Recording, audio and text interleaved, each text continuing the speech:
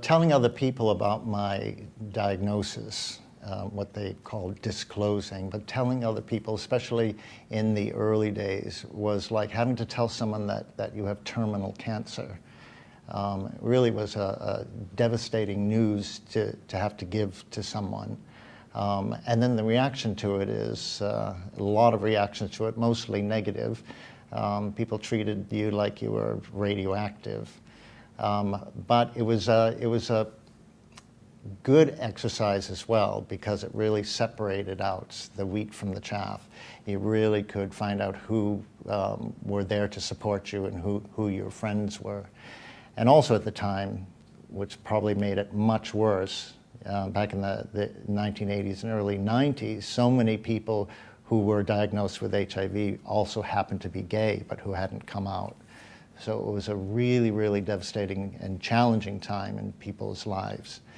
So those people who I did feel it was important to tell, I told them, and it was interesting. They would ask me, who can they tell?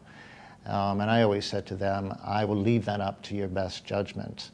And so because having HIV was such a liability, it was hard to know who you could tell, and you had to trust the people that you could tell.